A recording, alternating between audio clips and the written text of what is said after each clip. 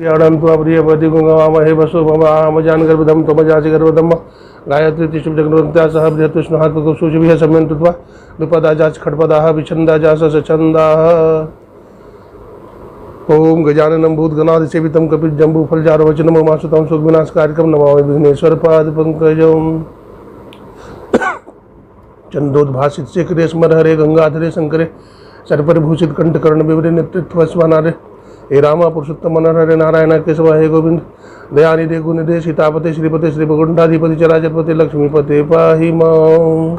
मंगल मूर्त सदगुरु मिलवे सर्वाधार मंगलमय मंगलमय बारंबार ज्ञान उदय ज्ञान घन सदगुरु शंकर रूप नमो नमो वार्य सकल सपूजन भूप सकल भूलनाशक प्रभु सदगुरु परम कृपाल नमो कंपन प्रभु धन्या दयादिष्ट करना से मेरो बोल जो खरो कृष्ण बोल प्राणी जोड़ को नमो गुरु सदगुरु नमो नमो नमो गुरुदेव नमो विघ्नहर्ता गुरु निर्मल जा को भे श्री सदगुरु महाराज की।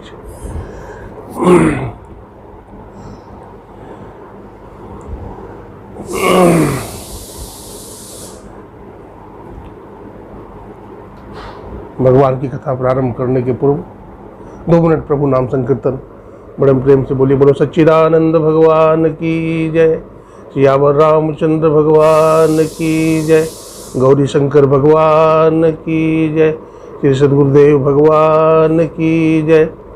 धर्म की जय हो, अधर्म का नाश हो, प्राणियों में सद्भावना हो, विश्व का जय जय श्री राधे श्याम।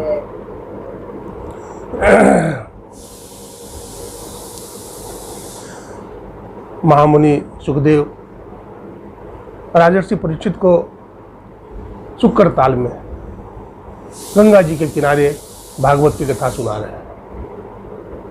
कल हम लोगों ने सुना कि भगवान श्री कृष्ण की कृपा से जो सुखदेव मुनि समाधि में लीन थे, जब उन पर काल आया परीक्षित पर, तो भगवान कृष्ण ने कहा कि जिस परीक्षित की रक्षा मैंने माँ के गर्भ में किया है, आज उस पर काल है, इसलिए उसकी रक्षा करो, जाकर उसको भागवत की कथा सुनाओ।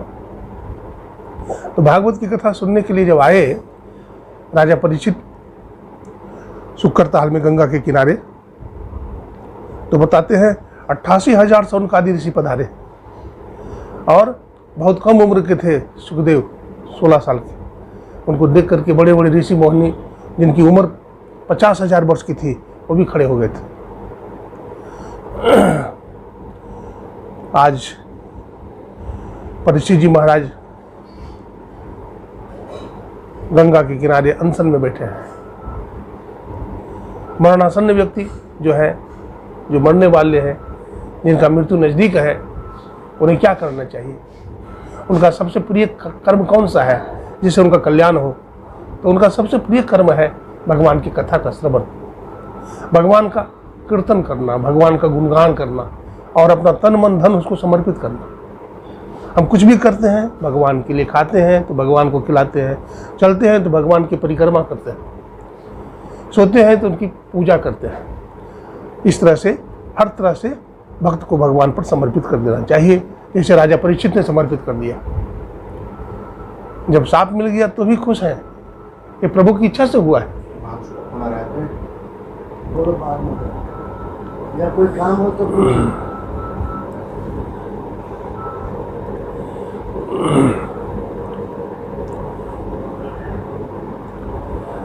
श्रीमन्नारायण नारायण नारायण, श्रीमन्नारायण नारायण नारायण, लक्ष्मी नारायण नारायण नारायण, लक्ष्मी नारायण नारायण नारायण, श्रीमन्नारायण नारायण नारायण, श्रीमन्नारायण नारायण नारायण, राम जी नारायण नारायण नारायण, कृष्ण नारायण नारायण नारायण, बद्री नारायण नारायण नारायण, बद्री नारायण नारायण नारायण, उधो नारायण नारायण नारायण, उधो नारायण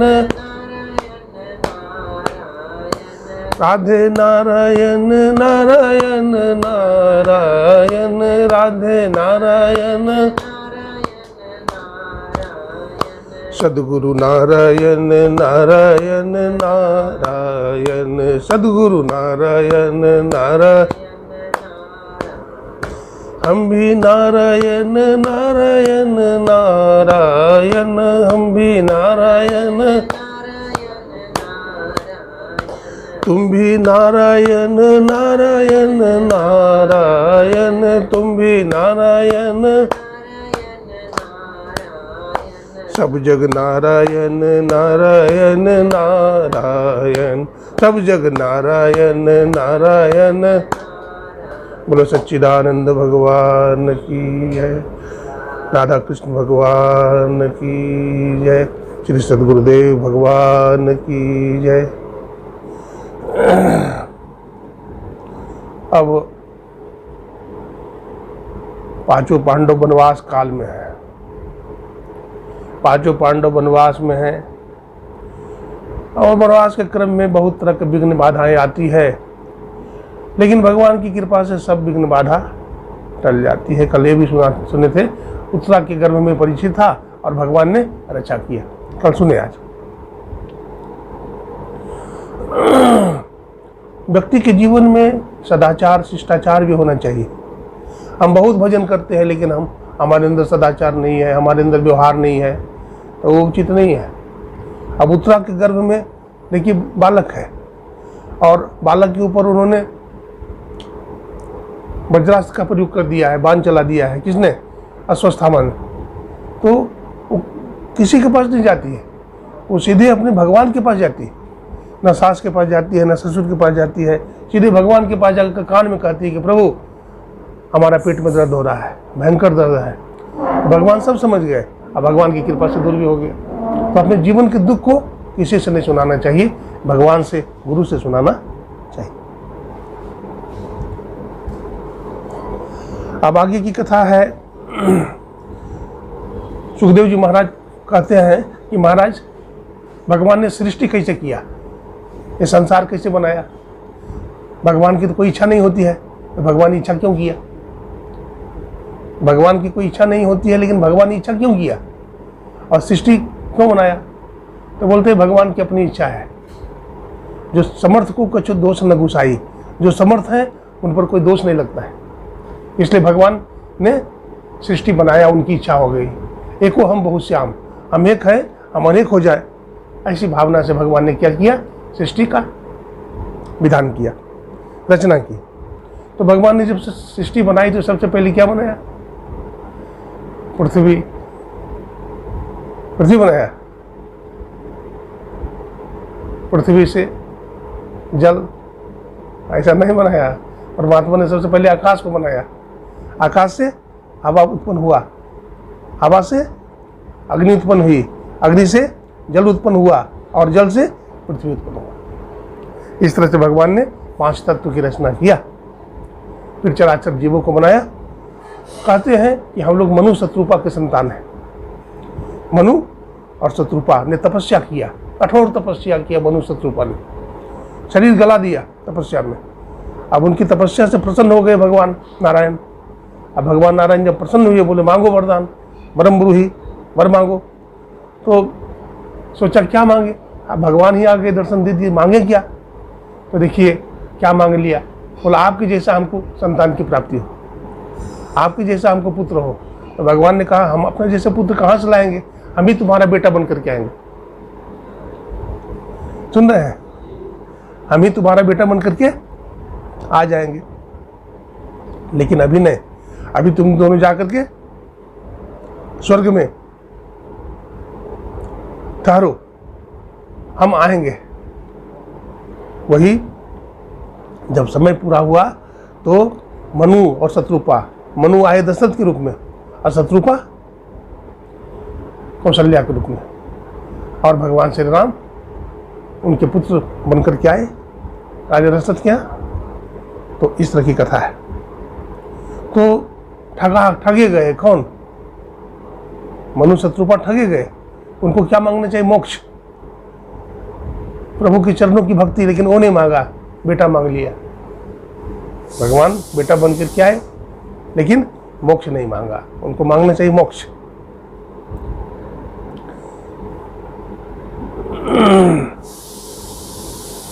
भागवत के लक्षण बताए। भागवत का लक्षण क्या है? कल भागवत का अर्थ बता रहे थे। ब से भक्ति, ग से ज्ञान, व से वैराग्य, त्या से त्याग, है ना। तो विदुर जी और उद्धव जी की भेंट होती है। विदुर कौन है? विदुर जो है मंत्री हैं, धृतराष्ट्र के मंत्री हैं विदुर जी महाराज। और विदुर जी का उद्धव जी से भेंट होती है। उद्धव कौन है? भगवान श्री कृष्ण के मंत्री हैं उद्धव। तो दोनों की मुलाकात हो जाती है। कहाँ? तीर्थ में होती है, गंगा के किनारे, बद्रीनाथ में उनकी मुलाकात हो जाती है। इधर भगवान श्री कृष्ण ने अर्जुन को भेजा। अर्जुन को भेजा किधर? भगवान ने कहा कि देखो अब हमारा अंतिम समय आ रहा है। अब हमारा अंतिम समय आ रहा है। और भगवान गाय चरा रहे थे और व्याधा जो है मारा बाण। कथा आप जानते हैं, तलवा में बाण मारा। अब भगवान ने शरीर छोड़ दिया। वही भगवान थे जिस भगवान श्री कृष्ण के पूरे शरीर में कितने बाण लगते थे, लेकिन एक भी बाण भगवान के शरीर में नहीं चुभता था। सब बाण उसी तरह से लीन हो जाते थे जैसे नदी सागर में लीन हो जाती है। लेकिन व्याधा के एक बाण से भगवान ने शरीर छोड़ दिया। बड़े आश्चर्य की बात है। व्याधा के एक बाण से भगवान ने शरीर का परित्याग कर दिया। अर्जुन जब आया तो देखा भगवान शरीर छोड़ दिया है। भारी दुख हुआ अर्जुन को भयंकर दुख हुआ। अर्जुन बहुत घबराया हुआ था, है ना। तो इस तरह से भगवान ने भी पंचभौतिक शरीर का जो है परित्याग कर दिया है। मैत्रेय जी द्वारा सृष्टि क्रम का अवतार श्री बराह अवतार का वर्णन है ना। बराह अवतार, बराह माने सुअर। भगवान अनेक रूप में अवतार लिए। बराह जो है पृथ्वी को लेकर के,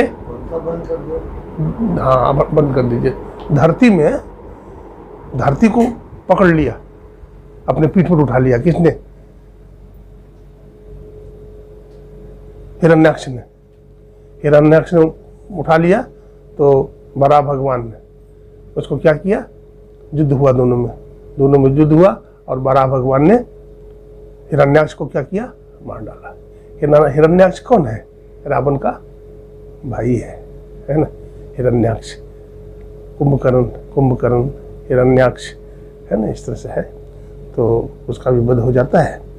और फिर अगला प्रसंग आता है कि जब भगवान बराह ने जब हिरण्याक्ष को मारा तो बहुत जोरों का धमाका हुआ, है ना। उसका वध हुआ। बराह रूप से उसको मारे थे। हाँ, बराह रूप में अवतार लिया भगवान ने। हाँ, हिरण्याक्ष को मारा, मारने के लिए अवतार लिया। हाँ, मारने के लिए भगवान ने अवतार लिया। एक कर्दम ऋषि का प्रसंग आता है। कर्दम ऋषि जो थे महान ऋषि थे, बहुत महान आत्मा थे, बड़े तपस्वी थे। तो कर्दम ऋषि तपस्या कर रहे थे। तो इनके माता पिता की इच्छा हुई कि इसका विवाह करें। तो विवाह करने के लिए इनकार कर दिया। तो इनको स्वप्न हुआ, है ना। स्वप्न होने के बाद फिर ब्रह्मा जी ने स्वप्न दिया कि कर्दम तुम अपना विवाह कर लेना, क्योंकि तुम्हारे पुत्र के रूप में आएगा भगवान, है ना। पुत्र के रूप में कौन आएंगे? भगवान। गंगा सागर गए थे ना दर्शन करने के लिए। तो गंगा सागर में किनका दर्शन है? कपिल मुनि का आश्रम है। तो कर्दम ऋषि का बेटा बन करके आए कौन? कपिल मुनि। और कर्दम ऋषि की पत्नी का नाम कौन है? देवहूति है। देवहूति जो है बड़ी तपस्विनी है, बड़ी सदाचारणी है, पतिव्रता नारी है, पति की सेवा करती है। बतलाते हैं कर्दम ऋषि इतने तपस्वी थे कि उस समय माने भी तपस्वी थे। कर्दम ऋषि, करदम जो इंद्रियों को दमन कर लिया है वो क्या है? करदम है। जो सब इंद्रियों को, इंद्रियां कितने हैं? आँख है, कान है, नाक है, जीभ है, त्वचा है, फिर हाथ है, पैर है, मुख है, गुदा है, लिंग है, 10 इंद्रियां हैं। मन, बुद्धि, चित्त, अहंकार, इन सबको जो उन्होंने बस में कर लिया है वो क्या है? करदम। इंद्रियों को जो दमन कर लिया है वो क्या है? करदम। हर जीव को करदम, करदम ऋषि का नाम है। तो उन्होंने, हाँ, वो करदम बन जाएगा। उन्होंने सब मन बुद्धि इंद्रियों को अपने काबू में कर दिया। इंद्रिया हमारा नौकर है, मन हमारा नौकर है, अब मन ही राजा बना हुआ है। मन को हम जो कहें सो करें, लेकिन ऐसा नहीं है। मन जो हमको नचाता है वैसे हम नाचते हैं।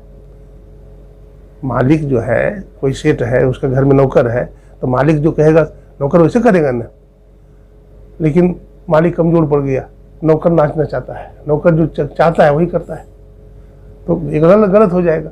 मालिक मालिक बन करके रहे, नौकर नौकर बन करके रहे। कहीं नौकर ही मालिक बन जाएगा तो काम खराब हो जाता है, गलत हो जाएगा। इसलिए एक करदम ऋषि थे। तो करदम ऋषि ने तैयार हो गए जब स्वप्न हुआ तो, लेकिन कहा कि एक शर्त है, विवाह करने के पहले एक शर्त लगाया। बोला क्या शर्त है? बोला जब हमें संतान की प्राप्ति हो जाएगी तब हम संन्यास ले लेंगे। बोला ठीक है। तो एक कन्या का जन्म हुआ, 2 कन्या का जन्म हुआ, संतान की प्राप्ति नहीं हुई। इस तरह से 9 कन्या का जन्म हो गया, संतान नहीं हुई। तो बोला अब हम संन्यास लेंगे। बोला नहीं, आपने वचन दिया था संतान होने के बाद। तो 10वां में संतान की प्राप्ति हुई। कौन? वही कपिल मुनि पुत्र के रूप में आए। उसके बाद उन्होंने फिर संन्यास ले लिया। तो इस तरह से देखिए, इस तरह से जो आश्रम है, गृहस्थ आश्रम, ब्रह्मचर्य आश्रम, गृहस्थ आश्रम, वानप्रस्थ आश्रम और संन्यास आश्रम। ब्रह्मचर्य आश्रम में 25 साल रहते हैं। अब तो गुरुकुल बहुत कम रहा है। पुराने जमाने में बहुत गुरुकुल थे। भगवान राम गुरुकुल में पढ़े थे, भगवान श्री कृष्ण भी गुरुकुल में पढ़े थे, है ना।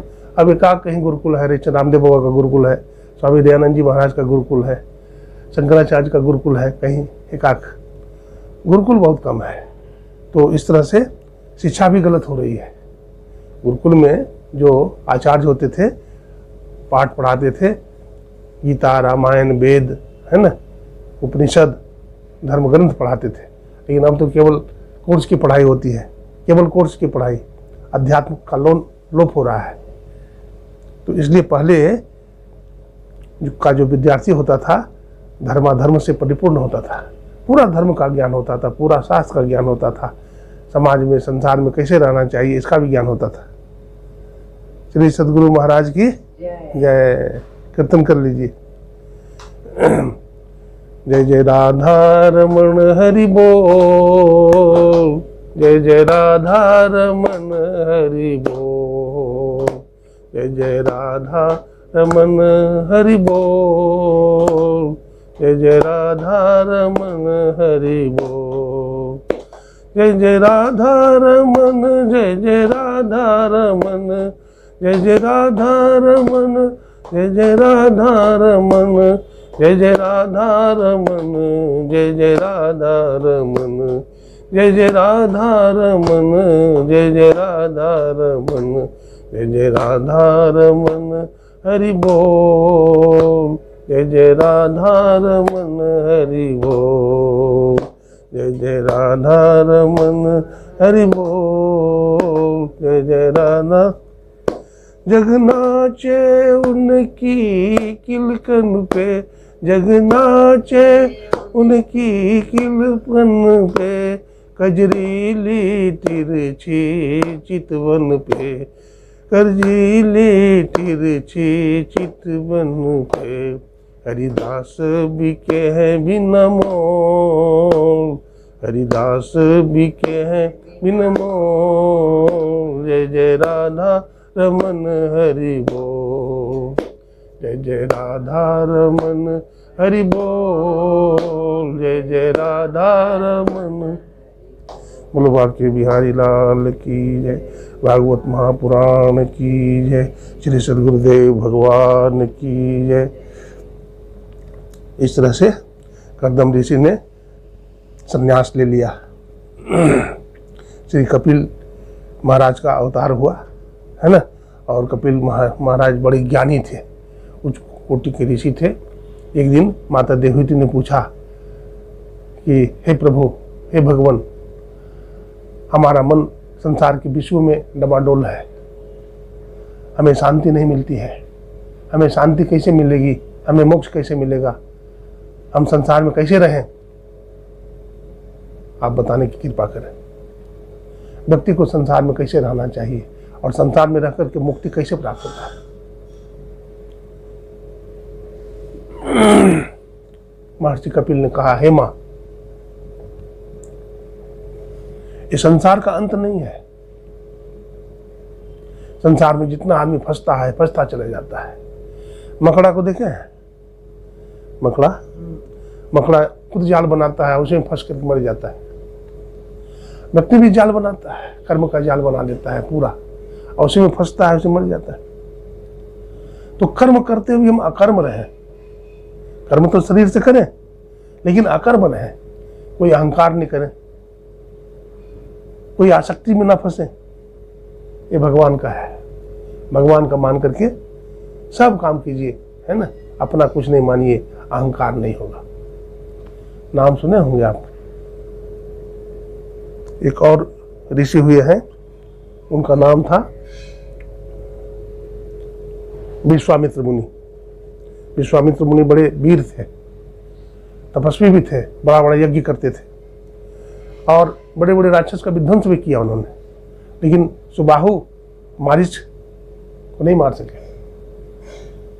वो उनके यज्ञ को बार बार विध्वंस कर देता था। तो इसमें सफल क्यों नहीं हुई? हर यज्ञ में सफल हो गए, इस यज्ञ में सफल नहीं हुई।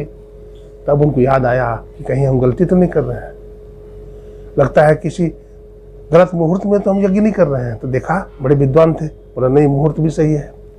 तो फिर इस जगह सही है कि नहीं? जगह भी अगर गलत हो तो भी सफलता नहीं मिलती यज्ञ में। जगह भी ठीक है, हमारा मन बुद्धि भी ठीक है। हाँ, लगता है सफलता नहीं मिली है, इसका मतलब हम अपने बल से कर रहे हैं, भगवान पर भरोसा नहीं है। तब पता चला भगवान श्री राम का अवतार हुआ है। भगवान राम ही मारेंगे सुबाहु को, मारीच को, तारका को। तो वही भगवान श्री राम बात जाते हैं राजा दशरथ के पास, और वही उनको फिर लाते हैं। फिर भगवान राम ही मारते हैं किसको? तो भगवान को जब उन्होंने अपनाया, अपने अहंकार को छोड़ा, तो उनका यज्ञ पूरा हो गया, है ना। तो कोई भी काम जो है, में अपना अहंकार नहीं करना चाहिए। अरे हम मनुष्य हैं, हम बहुत बुद्धिमान हैं, हम बहुत धनवान हैं, हम बहुत कलाकार हैं, हम बहुत योग्य हैं, हमें किसी की जरूरत नहीं है, ये अहंकार है। बिना प्रभु की कृपा के कोई काम नहीं होता है। अरे भगवान को क्या लगता है, बहुत तुम बुद्धिमान हो, बहुत चतुर हो, जरा सा दो तार जो है ना, भगवान मस्तिष्क का जो तार है जरा सा अलग कर देंगे, आदमी पागल हो गया ना। आदमी बहुत चतुर बनता था, जब पागल हो गया। विशाल बुद्धि भगवता, उस भगवान की बुद्धि बड़ी विशाल है ना। हजार आंख से देख रहा है तुम्हें देखने वाला, मेरे मालिक की दुकान है, सबका जीवन खाता। मालिक की दुकान में सबका जीवन खाता है, कितना पुण्य कर रहे हैं, कितना पाप कर रहे हैं, सब लिखा रहा है वहाँ। और पुण्य का फल सुख मिलेगा, अब पाप का फल जो है हमें दुख के रूप में आ जाएगा। इसलिए अच्छा कर्म कीजिए, सदा पाप नहीं करिए, भलाई करिए।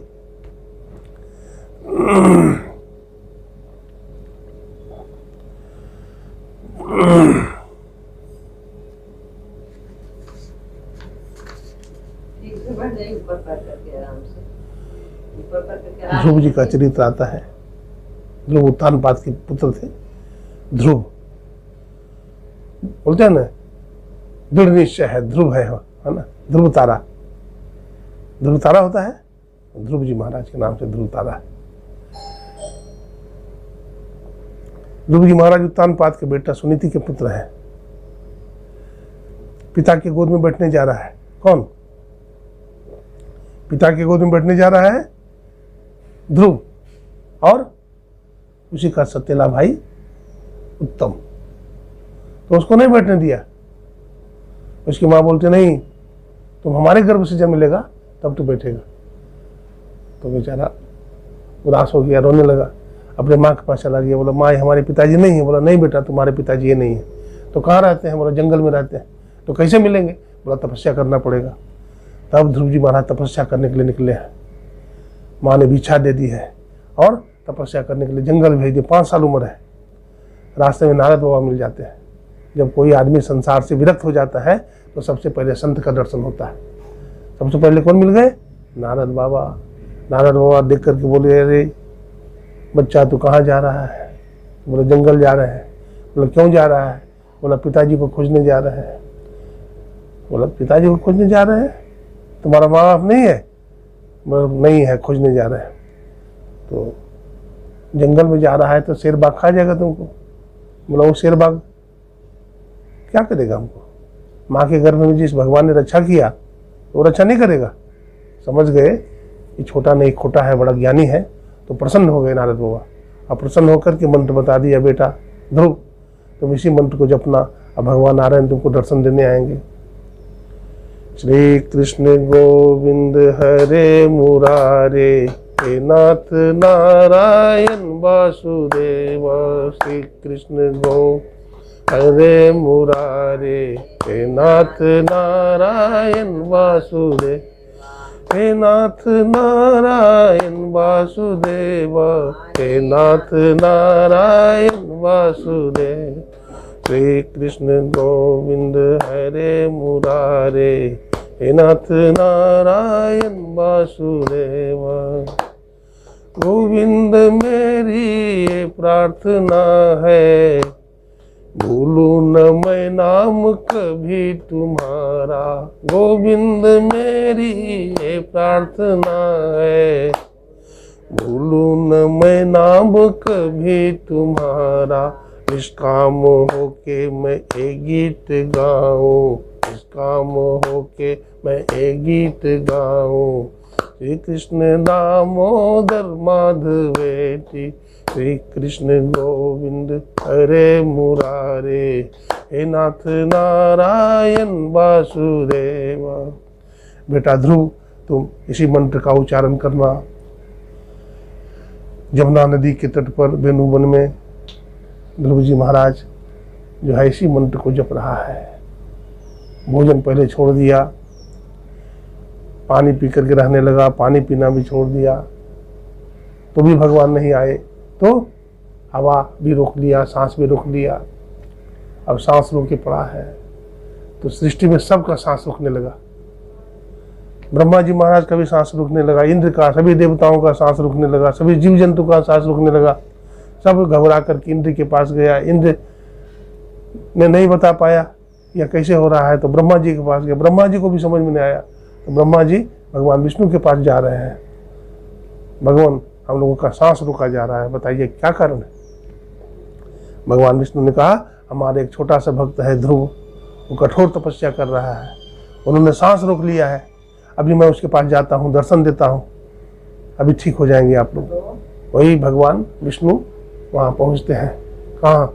जहाँ ध्रुव जी महाराज कठोर तपस्या कर रहे हैं। और इतना तपस्या में लीन है ध्रुव जी महाराज, 5 साल का बच्चा, अब पूरा आंख से आंसू चल रहा है और शरीर पर एक तह मिट्टी जम गया, आंख से आंसू टपक रहा है। वो दशा को देख करके भगवान को दया आ गई। देखो 5 साल का बच्चा है, हमारे लिए सब कुछ छोड़ दिया है, मैंने विलम्ब कर दिया। बेटा ध्रुव मैंने विलम्ब कर दिया, हमसे गलती हो गई। भगवान माफी मांग रहे हैं, लेकिन उसका समाधि तो टूट नहीं रहा है। तो भगवान ने क्या किया? पहले तो प्रकाश अपना फैला दिया चारों तरफ, तो समाधि नहीं खुली। फिर पकड़ के हिलाया तो भी समाधि नहीं खुली। फिर भगवान ने क्या किया? अपना रूप बदल दिया। भगवान जो थे चतुर्भुजी रूप में, उसको दर्शन दे रहे थे अंदर में ध्यान में। तो भगवान ने सोचा कि नहीं, अपना रूप ही बदल देते हैं। तो भगवान अपना रूप जो ही बदले, दुभुजी हो गए भगवान। तो ही बेचैन हो गया, आँख खुल गई। कौन हो आप? बोला मैं। तुम किसको खोज रहे हो? बोला नारायण को खोज रहा हूँ। तो मैं नारायण आ गया। भगवान ने गोद में उठा लिया। बेटा ध्रुव तुम्हारी तपस्या पूरी हो गई, मांगो हमसे क्या मांगते हो। तो कहा कि भगवान हम क्या मांगे, हम आपसे क्या मांगे, हमें तो आपका ही दर्शन हो गया, तो अब हम क्या मांगे? आपसे कुछ मांगने की हमारे मन में कामना नहीं है, आपसे कुछ मांगने की हमारे मन में इच्छा नहीं हो रही है, हम क्या मांगे? भगवान ने कहा योगक्षेमम वहाम्यहम्, मैं अपने भक्तों का योगक्षेम वहन करता हूँ, इसलिए तुम हमसे कुछ मांगो। आई जा बैठे। तो कहा कि मैं भक्तों का योगक्षेम वहन करता हूँ, इसलिए हमसे कुछ मांगो। तो भगवान नारायण ने कहा कि ठीक है, तुम नहीं मांगते हो, लेकिन मैं तुमको आशीर्वाद देता हूँ, तुम ध्रुव लोक जा और बहुत काल तक स्वर्ग में रह। 36,000 वर्ष तक शासन किया वहाँ। बतलाते हैं जब जाने लगा ना, विमान आया उसके लिए, विमान पर बैठा तो देखता हमारी माता जी नहीं है। जिस माँ के कारण हम तपस्या किए और आप दर्शन दे रहे हैं, हम चले जाएंगे बैकुंठ, हमारी माता जी कहाँ है, हमारे पिताजी कहाँ हैं? बोला देखो तुम्हारे माता पिता की व्यवस्था पहले कर दिए हैं, अगला विमान जो जा रहा है ना उसमें तुम्हारे माता सुनीति और तुम्हारे पिताजी बैठे हुए हैं। बोलो सच्चिदानंद भगवान की जय, बांके बिहारी लाल की, श्री सद्गुरुदेव भगवान की। तो ये है, तो भगवान कहते हैं योगक्षेमम वहामी हम, मैं अपने भक्त का योगक्षेम वहन करता हूँ, हमसे भक्त जो कुछ भी मांगता है मैं उसे प्रदान करता हूँ, ये हमारी प्रतिज्ञा है। तो इस प्रकार से ध्रुव जी ने कठोर तप किया, बहुत कठोर तप किया। प्रहलाद जी के जीवन में भी ऐसा ही है, वो भी महान भक्त थे प्रहलाद जी महाराज, है ना। कैसे भक्त थे प्रहलाद, वो भी 5-6 साल की उम्र में थे। उसके पिता का नाम क्या था? हिरण्यकशिपु। कितना दुष्ट राजा था हिरण्यकशिपु, कितना दुष्ट था और कितना अहंकारी था, कितना तपस्या किया। बताते हैं हिरण्यकशिपु की पत्नी का नाम था कयादु। देवर्षि नारद कथा सुनाते थे तो चुपके से चली जाती थी, पति तो जाने देगा नहीं, बहुत दुष्ट है। तो तपस्या करने चला गया कौन? हिरण्यकशिपु। तो उनकी माँ को मौका मिला, वो चुपके से नारद बाबा का सत्संग जाकर सुन लेती थी। तो गर्भ में बच्चा था, वही प्रहलाद हुआ पैदा। देखिए सत्संग सुनने से कितना प्रभाव हुआ कि वो बच्चा भगवान का परम भक्त हुआ। वही प्रकट हुए प्रहलाद जी महाराज, है ना। भगवान का ही नाम लेता था। बोला हम भगवान है, बोला तू भगवान नहीं है। बोला हमारा नाम लो नहीं तो मार डालूंगा। कथा जानते हैं कितना कोशिश किया लेकिन मार नहीं पाया, नदी में फेंकवा दिया, तैरता हुआ आ गया। पहाड़ पर से गिरा दिया, कुछ भी नहीं हुआ। विष पीने के लिए दिया, अमृत हो गया। इस तरह से बहुत तरह से 84 कसनी के द्वारा उसको मारना चाहा लेकिन वो मर नहीं पाया। अंत में गुस्सा उसको आया, खंभा में बांध दिया। बोला बोल प्रहलाद आज तू नहीं बच सकता है, तुम्हारा भगवान कहाँ है? बोला सब जगह है। तो खंभा में बांधा। बोला खंभा में भी है? बोला हाँ खंभा में भी है। जैसे ही बोला खंभा में है तो खंभा पर प्रहार किया तलवार का, तो चींटी के रूप में जो तपाया खंभा था, लाल था पूरा, उस पर वो चींटी चल रही है। तो प्रहलाद जी को आश्चर्य हुआ, रे चींटी को जल के मर जाना चाहिए, इसका मतलब भगवान कह रहे हैं कि बेटा प्रहलाद तू बोल दे कि खंभा में भी है। अब प्रहलाद ने बोल दिया खंभा में भी भगवान है। बस तलवार का जो ही प्रहार किया हिरण्यकशिपु ने, भगवान खंभा फाड़ करके प्रकट हुए। एक कवि ने लिखा, हिरणाकुश जुल्म कमाया, प्रहलाद जी को बहुत सताया, आया नरसिंह खंभ गया फट रे, तेरे संकट जाएंगे कट रे, मन सीताराम सीताराम जप रे, मन राधे श्याम रट रे, तेरे संकट जाएंगे कट रे। अनेकों घटनाएं। और क्या घटना है? ग्राह गज को कर लिया बस में, प्रभु टेर सुनी थी जल में, प्रभु पल में भये परगट रे, प्रभु पल में भये परगट रे, तेरे संकट जाएंगे कट रे। गजेंद्र और ग्राह की कथा आती है। गजेंद्र एक हाथी है, ऐरावत हाथी, 10,000 हाथी का बल है उसमें। गर्मी के दिन में सरोवर में पानी पीने के लिए गया, समुद्र में किलोल करने लगा। एक बहुत बड़ा मगर रहता तो उसके पैर को पकड़ लिया। अब पैर पकड़ लिया तो वो भी मगरमच्छ बहुत बलवान था, वो पानी का राजा है, वो बार बार खींचे तो समुद्र के बीच में ले जाए, ये भी कोई कम नहीं है, ये भी हाथी बड़ा बलवान है, 10,000 हाथी का बल, ये भी खींचे तो उसको किनारे में ले आवे। इस तरह से बहुत दिनों तक युद्ध चला। अब हाथी का पूरा खून पी गया, अब हाथी कमजोर पड़ गया। अपने बच्चा को बोला, अब उसका बच्चा से बोला बेटा हमें निकालो, अपनी पत्नी से बोली हमको निकालो। तो पत्नी भी डर गई, बेटा भी डर गया, कौन निकालता है उसको। पत्नी भी डर गई, बेटा भी डर गया, कौन निकालता है। बोला पापा जी अब निकलते ही नहीं तो मैं क्या करूं। भाग गया कि कहीं हमारा उसका पैर छोड़ करके हमारा पैर न पकड़ ले। पत्नी सोचती उसका पैर छोड़ करके कहीं हमारा पैर पकड़ ले, भाग गया सब। अंत में भगवान की भक्ति किया था किसी जन्म में, तो हाथी अपना सूर से कमल का फूल तोड़ा ऐसे भगवान पर और अर्पण कर दिया। भगवान नारायण प्रकट हो गए, गरुड़ पर सवार होकर के भगवान आए और सुदर्शन चक्र भगवान के हाथ में। सुदर्शन चक्र छोड़ दिया और ग्राह का मुंह फट गया और भगवान ने हाथ लगाकर उसको पैर को खींच लिया और उसका संहार हो गया। किसका संहार हुआ। मगरमच्छ का संहार हो गया, मर गया मगरमच्छ। तो मगरमच्छ ने शिकायत किया कि प्रभु अपना उद्धार के लिए मैं आपको बुलाया था। गजेंद्र ने कहा अपना उद्धार के लिए आपको बुलाया था, तो हमारा उद्धार तो किया नहीं, आपने मगरमच्छ का उद्धार कर दिया। तो भगवान ने कहा मेरे भक्त कितना समझाऊं, हमारा भक्त का जो चरण पकड़ता है उसका उद्धार मैं पहले करता हूं। तो हमारा भक्त है ना, तुम्हारा चरण किसने पकड़ा, ग्राह ने, तो ग्राह का उद्धार पहले किया, अब तुम्हारा उद्धार करूंगा। मैं भक्तों के भक्त का दास हूं। भगवान कहते हैं मैं भक्त के भक्त का दास हूं, है ना। तो इस तरह से ग्राह की तो भगवान ने संहार किया और गजेंद्र की भगवान ने रक्षा किया। भक्ति का नाश नहीं होता है। इस जन्म में भक्ति किए तो अगला जन्म में फिर भक्ति प्रकट हो जाएगा।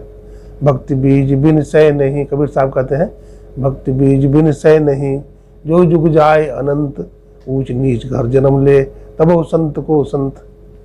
भक्ति थोड़ा भी किए हैं तो भक्ति के संस्कार को संभालने के लिए ये मानव का शरीर ही भगवान को देना पड़ता है, क्योंकि मानव के शरीर में ही वो ताकत है कि भक्ति को संभाल सकता है। गाय भैंस हाथी घोड़ा कुत्ता नहीं संभाल सकता, इसलिए भक्ति करने वाला को भी मनुष्य का शरीर मिल जाता है।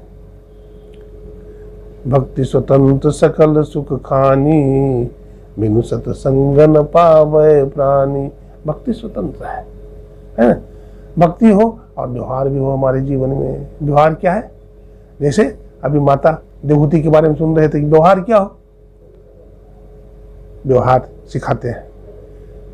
माता हो, पिता हो, बेटा हो, बेटी हो, पति पत्नी में झगड़ा हो गया, मान लीजिए गलती बेटा का ही है, तो माता को किसका पक्ष लेना चाहिए, पति का पक्ष लेना चाहिए कि बेटा का पक्ष लेना चाहिए। बोलिए। हाँ, बाप बेटा में झगड़ा हो गया, गलती बेटा की है, तो माँ को किसका पक्ष लेना चाहिए, बेटा का कि पति का, किसका पक्ष लेना चाहिए। बोलिए, व्यवहार की बात है, बोलिए किनका पक्ष लेना चाहिए। बेटा का।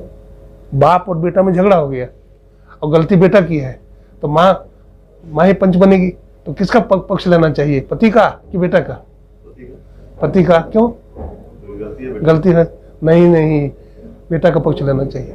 आप कहिएगा क्यों, बेटा भी तो मनुष्य है, वो भी तो सोचेगा हमारी माँ कितनी बढ़िया है, गलती हमारी है और गलती बाबूजी का निकाल रही है, तो बेटा सदा सेवा करेगा माँ की, और नहीं तो बेटा समझ लेगा कि बूढ़ा बुढ़िया के है। समझ रहे हैं, ये व्यवहार का ज्ञान है, व्यवहारिक ज्ञान भी होना चाहिए। नहीं, पिताजी बैठे हुए हैं, बेटा भी बैठे हुए हैं और दो ही कुर्सी है, तीसरा आदमी आ गए, पिताजी खड़े होने लगे, तो बेटा को क्या चाहिए, नहीं बेटा नहीं बेटा, तो नहीं पिताजी आप बैठिए, बेटा को खड़ा हो जाना चाहिए, नहीं होना चाहिए। ये व्यवहार है, व्यवहार भी चाहिए। देखिए घर कैसे चलता है, अभी सुन रहे थे ना, इनको अहंकार हो गया, किनको, विश्वामित्र मुनि को। सब यज्ञ सफल होता था, लेकिन ये नहीं मर रहा था। कितने राक्षस को मार दिया विश्वामित्र मुनि ने, ये नहीं मरा। सुबाहु मारीच ताड़का बहुत बलवान था। तब उनको समझ में आया कि अरे आखिर मर क्यों नहीं रहा है, मुहूर्त भी बढ़िया है, भूमि भी बढ़िया है, सब कुछ बढ़िया है, कोई कमी भी नहीं कर रहे हैं, सामग्री में सब कुछ दे रहे हैं, तो मर क्यों नहीं रहा है? बोले अहंकार है हमारे अंदर। तब समझ में आया, तब भगवान राम को लाने के लिए गए राजा दशरथ के यहाँ। भगवान राम आए तो सब पूरा हो गया। हाँ, मैं परा नहीं, मैं नहीं। महर्षि संजीव जी महाराज कहते मैं नहीं, मेरा नहीं, ये मैं किसी का है दिया और छीन लेगा कभी से, इसका पता हमको नहीं। तो भगवान का भरोसा लेकर के देखिए, धर्मपति धर्मपत्नी दो चक्का है ना, दोनों समान चलेगा तब ना। अब पत्नी सोचेगी नौकरी करती तो हम ही बड़े हैं, पति को कुछ नहीं समझेगी तो बात बनेगी नहीं। पति तुम्हारा देवता है, पति तुम्हारा भगवान है। हाँ, अगर पति खुश नहीं होगा तो भगवान भी नहीं मिलेगा। इसलिए पति की सेवा करो। पति की कितनी सेवा करी माता सावित्री ने, कितनी सेवा की, मृतक पति को प्राण लौटा लिए उन्होंने अपने पातिव्रत धर्म के बल से। इसलिए पति की सेवा, पति तुम्हारा देवता है। अंधा हो, लंगड़ा हो, लूला हो, जैसा भी हो, व्यभिचारी हो, तो भी धर्मपत्नी का कर्तव्य है पति की सेवा करे। और पति को भी अहंकार नहीं करना चाहिए, पत्नी को भी स्थान देना चाहिए। जिस घर में नारी की इज्जत नहीं है, प्रतिष्ठा नहीं है, वो घर से लक्ष्मी भाग जाती है। श्री सद्गुरु महाराज की जय। क्या सुना रहे थे, क्या सुना रहे थे? अहंकार नहीं करना चाहिए। कबीर साहब कहते महीना महीना महीना कहे, रुपया पावे 10-20, मैं बकड़ा करे तो खड़े कटावे शीश। बकड़ा क्या बोलता है? मैं। अब महीना बोलता मैं नहीं, मैं नहीं, मैं नहीं। तो रुपया पावे 10-20 है ना, लेकिन मैं बकड़ा करे तो खड़े कटावे शीश, गर्दन से कट जाता है। इसलिए कभी अहंकार नहीं करना चाहिए, स्वाभिमान होना चाहिए, लेकिन अभिमान नहीं होना चाहिए। स्वाभिमान क्या होना चाहिए? हम कुछ नहीं है, सो बात नहीं है, हम भी कुछ हैं, लेकिन किसका दिया हुआ है? प्रभु का दिया हुआ है, हमारा कुछ नहीं है। ये बल्ब जल रही है, मरकरियाँ जल रही है, ये कहे हम जल रहे हैं, अब तुम क्या जलोगे? अगर लाइन चली जाए तो करंट, तो कुछ नहीं है। तो उसी तरह से कितना हो योग्यता हमारे अंदर है, लेकिन भगवान से जोड़ दो। भगवान से जोड़ दोगे तो सदा के लिए सुखी हो जाओगे, कोई अहंकार नहीं होगा। बोलो सच्चिदानंद भगवान की जय, सियावर रामचंद्र भगवान की जय, राधा कृष्ण भगवान की जय, श्री सद्गुरुदेव भगवान की जय। तो प्रहलाद जी महाराज का चरित्र सुना रहे थे। देखिए अहंकार हिरण्यकशिपु को भी कितना हुआ, भगवान को भी नहीं समझ रहा है। और तपस्या करने से अहंकार पैदा होता है। अहंकार क्या पैदा हुआ? मांग लिया, ब्रह्मा जी प्रसन्न हो गए, बरम ब्रूही बर मांगो, तो क्या बर मांगा? न दिन में मरे न रात में है, न घर में मरे न बाहर में, न अस्त्र से मरे न शस्त्र से, न मनुष्य से मरे, न देवता से मरे, न राक्षस से मरे। पूरे वरदान ले लिया, लेकिन भगवान ने भी कैसे मारा? न दिन था न रात, न घर था न बाहर है, न अस्त्र था न शस्त्र, कुछ भी नहीं था, न घर था न बाहर, दरवाजा पर मारा भगवान। भगवान बोलते जा रहे हैं और वो अपना वरदान मांगता, अभी और वरदान हमारा है, अभी और वरदान हमने लिया। बोला और क्या वरदान लिया है? बोलो। ये घर है कि बाहर? तो बोला न घर है न बाहर। ये अस्त्र है कि शस्त्र? न अस्त्र है शस्त्र, नाखून है। ये धरती है कि आकाश? बोला न धरती है न आकाश है, गोद है। तुम्हारा वरदान है? नहीं है। तो बोला हम 12 महीना में कहें भगवान किसी महीना में नहीं बने। बोला ये 12 महीने नहीं है बेटा, ये 13वां महीना है, मलमास, ये तुम्हारे लिए हम बनाए थे। भगवान ने उसको मार दिया है ना। तो 12 महीना में नहीं मरे, हाँ, 13वां महीना वही मलमास का भगवान ने 13वां महीना बनाया, इसलिए मलमास लगता है ना। यह है। तो भगवान के सामने कोई छल बल किसी का नहीं चल सकता है। वो परमात्मा है, वो विधाता है, वो सबका मालिक है, उन्होंने संसार बनाया है। अच्छा,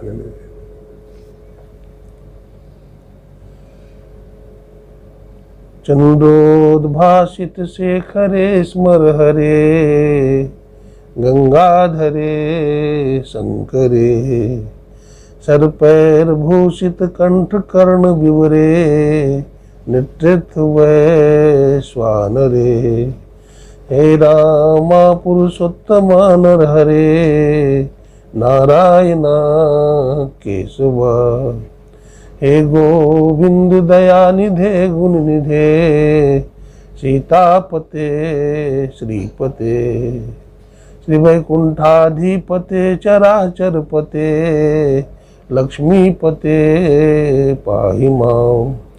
शुक्लां ब्रह्म विचार सार परमां, माद्यां जगद्व्यापिनीं, वीणा पुस्तक धारणीं अभयदां, जाड्यान्धकारापहां। हस्ते स्फाटिक मालिकां विदधतीं, पद्मासने संस्थितां, वन्दे तां परमेश्वरीं भगवतीं, बुद्धिप्रदां शारदाम्। हेलो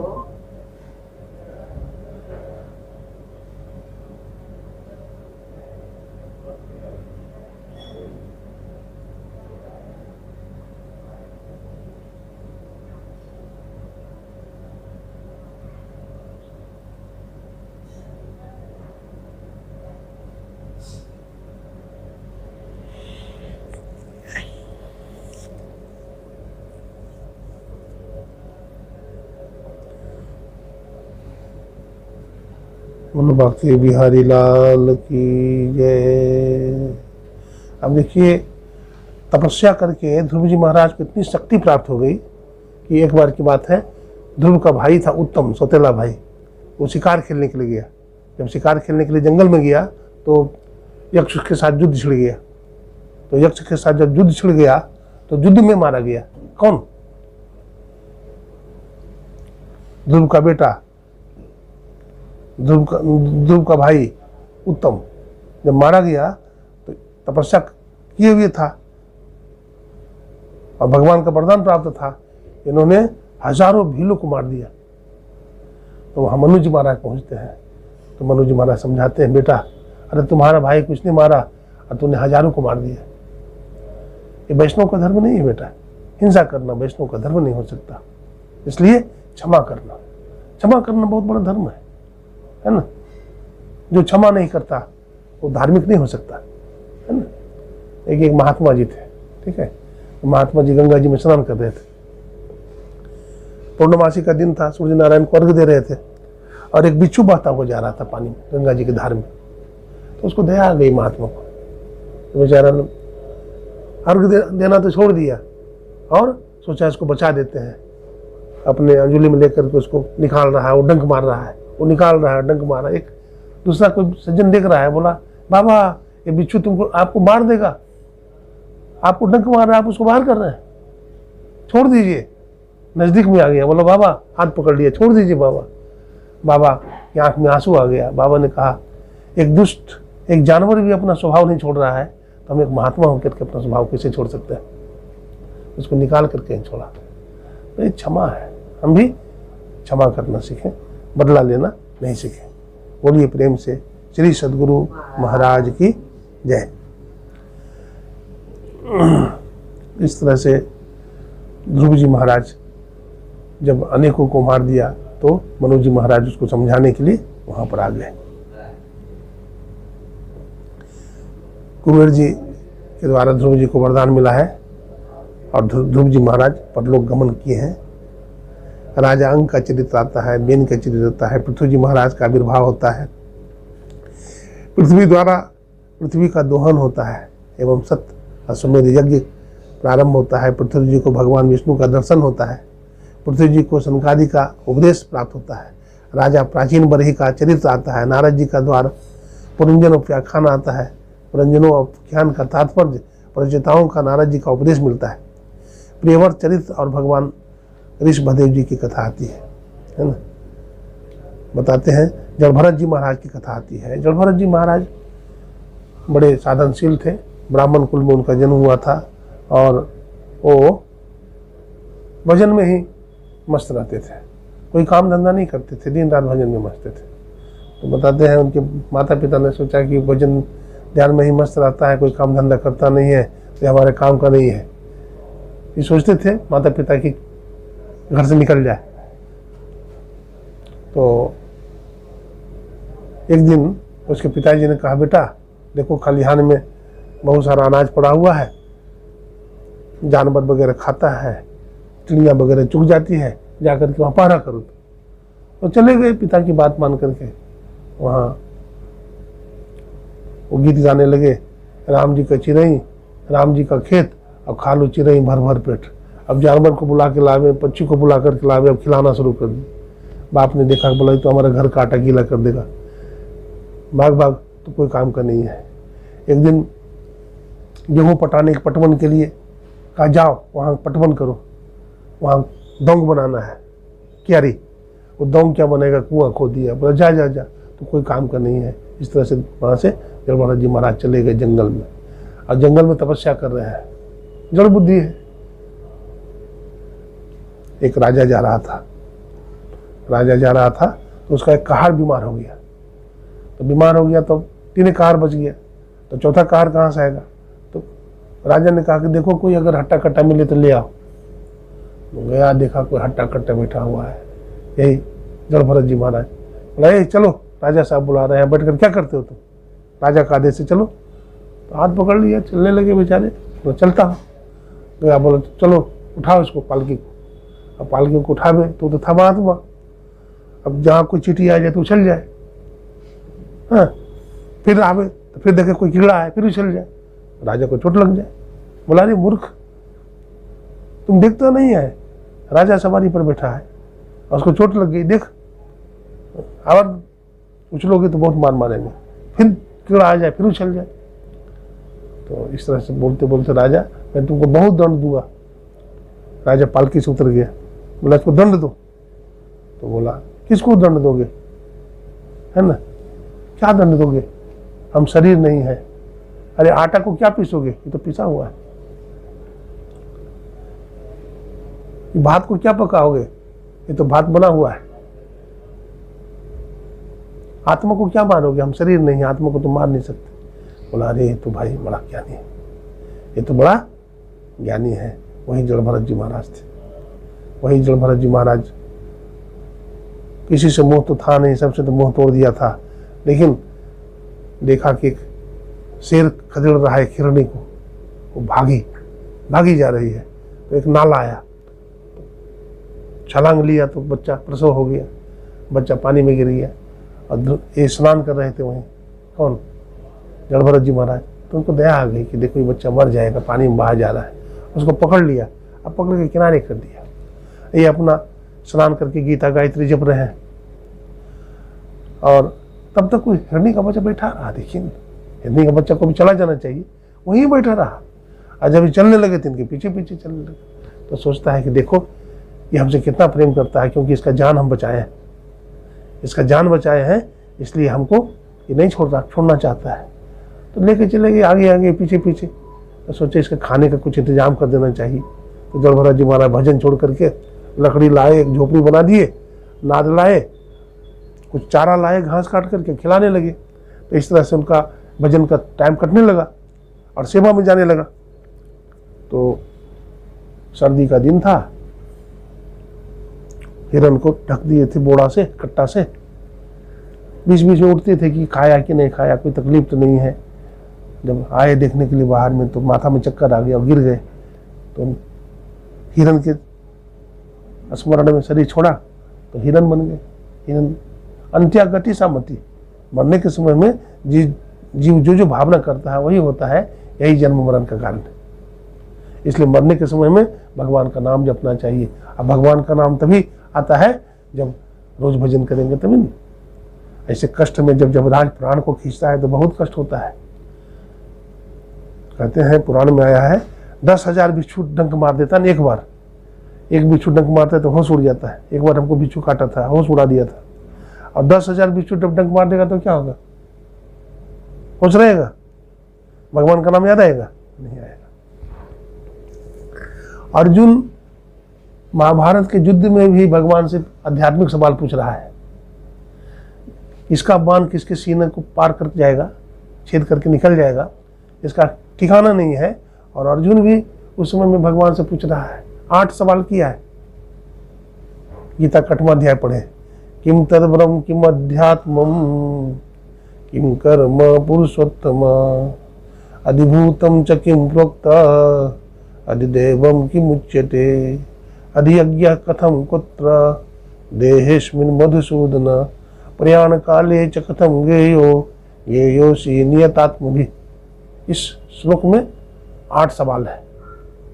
ब्रह्म क्या है, अध्यात्म क्या है, अधिदेव क्या है, अधियज्ञ क्या है, प्रकृति क्या है, ईश्वर कैसे मिलते हैं, जीव ईश्वर को कैसे प्राप्त करता है, आदि आदि 8। तो अर्जुन ऐसा प्रश्न क्यों कर रहा है भगवान से कि भगवान की भी कहीं अटक जाए, रुक जाए। तो भगवान भी कहते हैं अर्जुन तू हमको सिखाता है, तू 8 प्रश्न कर करके तुम ये सोचता है कि कृष्ण रुक जाएगा, हम भी तुम्हारा सवाल का जवाब दे ही देंगे। भगवान ने 8 सवाल का जवाब दे दिया।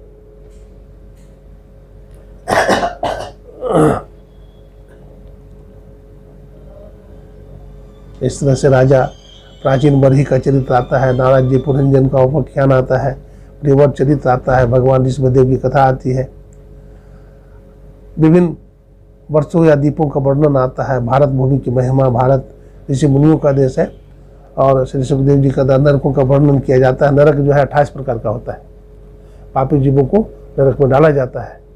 बतलाते हैं कुंभीपाक नरक होता है। कुंभीपाक नरक जो है बहुत दुखदायक नरक है। बतलाते हैं उसमें पापी जीवों को क्या करता है, डाल दिया जाता है ना। और जैसे कड़ाह में तैरता है ना, वो कद्दू काट करके डालते हैं ना, वो भुआ पाक बनाते हैं, तो उसी तरह से आदमी को उसमें तपाया जाता है, गलाया जाता है आदमी को, और उसका प्राण नहीं निकलता है, वो कुंभी पाक है। तो बहुत तरह का नरक है, उसमें पापी जीवों को डाल दिया जाता है ना। अब प्राण नहीं निकलता है ना, शरीर छूटता है, फिर उसमें उसको डाला जाता है, शरीर छूटने के तुल्य हो जाता है, फिर उसको में डाला जाता है। इस तरह से उसको बहुत यातना, उसको दंड दिया जाता है।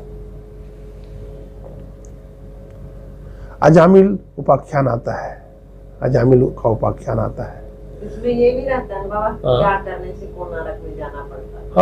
हाँ आता है। जैसे किसी का धन में मन लगा हुआ हो, है ना, धन संपत्ति में मन लग करके मर गया तो नाग सर्प बन जाता है। किसी पति का पत्नी में मन लग करके मर गया तो पति का जो जन्म पत्नी के रूप में हो जाता है। पत्नी का शरीर, हाँ, पत्नी का मन अगर पत्नी का मन अगर पुरुष में लग करके मर गया तो वो पुरुष बन जाती है। कुतिया भी बन जाता है ना, कुतिया भी बनता है, जिसका पराये नारी में, पराये पुरुष में मन लगा रहता है तो कुतिया बन जाती है। बहुत तरह का है इसमें, जैसा कर्म करता है वैसा फल इसको मिलता है, पुराणों में वर्णन मिलता है। इसलिए पाप कर्म नहीं करना चाहिए, पाप से अपने आप को बचाना चाहिए, है ना। तो इन नरकों में जीव को जाना पड़ता है। नरक के उल्टा स्वर्ग होता है, जो यज्ञ करता है, सत्संग करता है, दान करता है और भजन करता है तो वो स्वर्ग में भी जाता है। जैसे बहुत सारा यज्ञ किया तो यज्ञ करने से स्वर्गलोक में भी जाता है।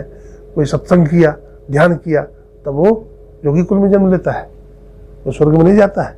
योगी कुल में बार बार जन्म होगा, भजन सत्संग करते करते आवागमन के चक्र से वो छूट जाता है ना। तो अजामिल का उपाख्यान चल रहा था। अजामिल एक ब्राह्मण था, वो यज्ञ करता था।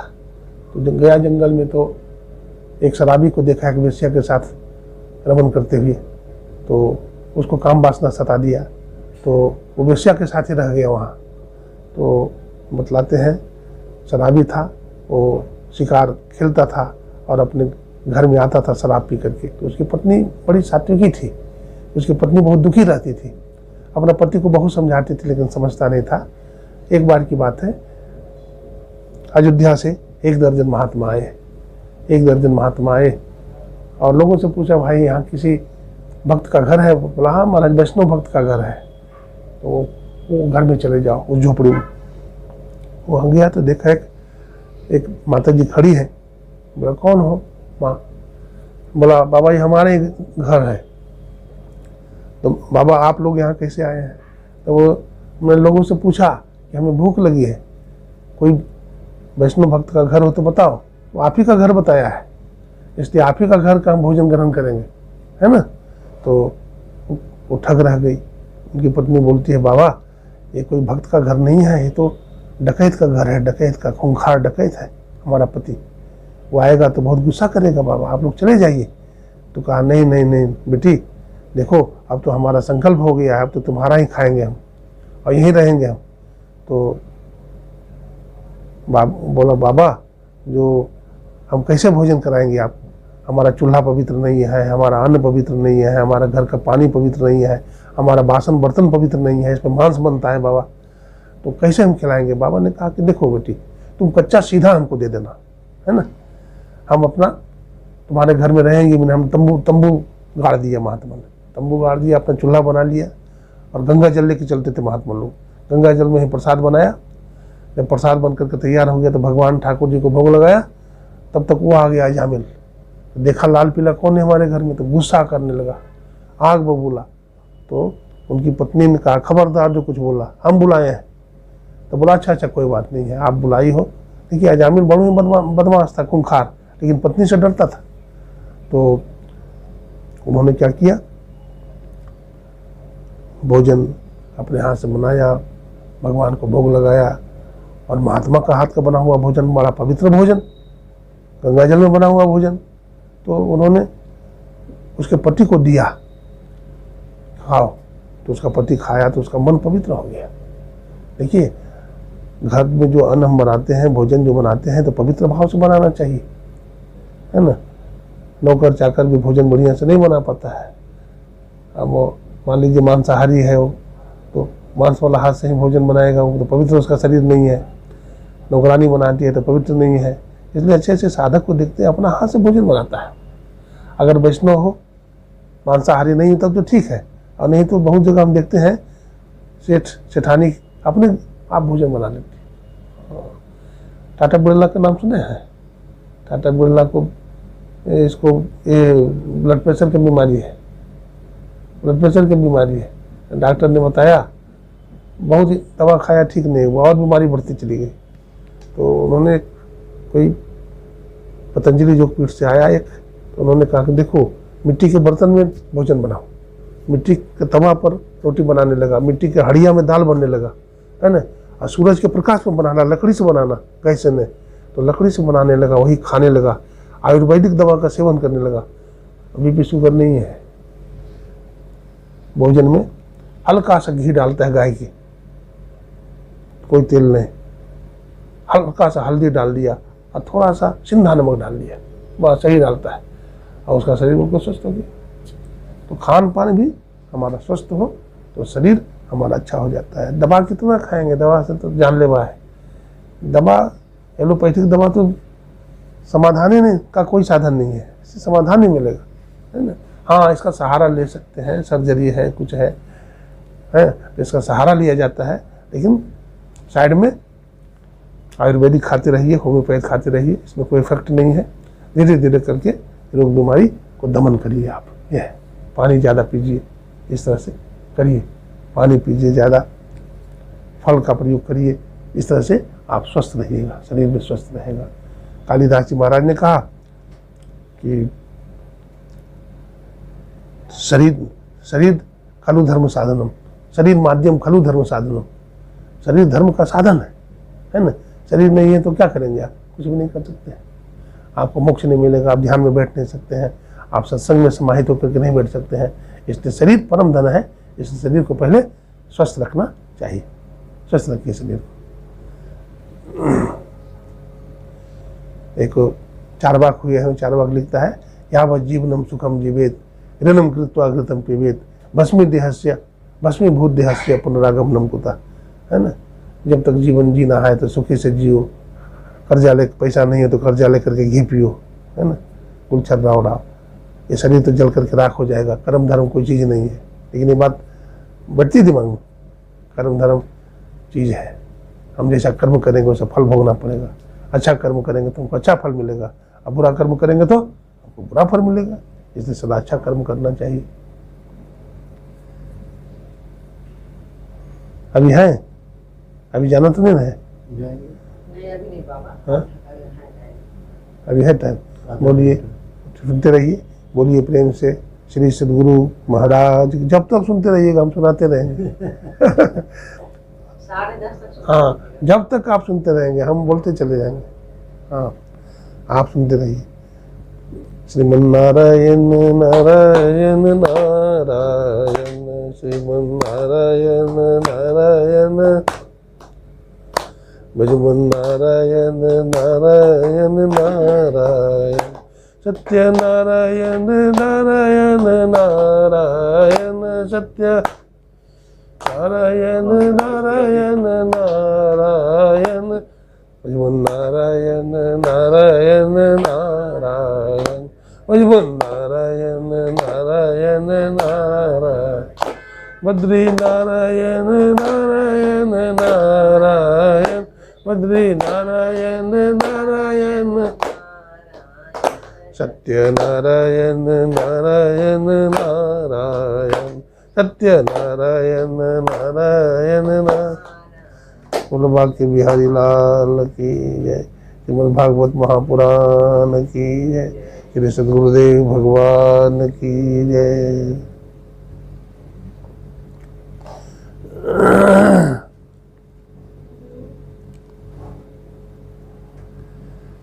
विभिन्न वर्षों व द्वीपों का वर्णन आता है। भारत भूमि की महिमा का वर्णन किया जाता है कि भारत संतों का देश है, ऋषि मुनियों का देश है।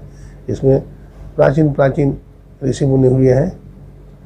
और सुखदेव जी नरकों का फिर वर्णन करते हैं, नरक क्या है, स्वर्ग का वर्णन सब सुनाते हैं। और फिर श्री नारद जी के उपदेश दक्ष पुत्रों को, दक्ष के बेटा को सत्संग सुनाते हैं नारद बाबा, और सुना करके सबको जो है सन्यासी बना देते हैं, सबको बैरागी बना देते हैं। तो दक्ष जी साफ दे देता है नारद बाबा को कि तू हमारा सब बेटा को साधु बना दिया, तू भी कहीं स्थिर नहीं रहेगा, तू भी कहीं स्थिर से नहीं बैठ सकता है। तो साफ लगा उनको। तो इस तरह से हाँ, इसका सब बेटा को साधु ना दी थे। इनके बेटा को, दक्ष के बेटा को, दक्ष के बहुत बेटे थे ना, हजारों बेटा था, तो सबको नारद बाबा ने सन्यासी बना दिया, बैरागी बना दिया, जोगी बैरागी। तो दक्ष को पता चला ही तो हमारा सब बेटा को बैरागी बना दिया, साफ दे दिया, बोला जाओ हमारा सब बेटा को तुमने सन्यासी बना दिया तो तुम भी कहीं स्थिर होकर के नहीं बैठोगे, तुम भी भटकते रहोगे। इसलिए नारद बाबा कहीं स्थिर होकर बैठते नहीं है, हमेशा श्रीमन नारायण करते रहते हैं।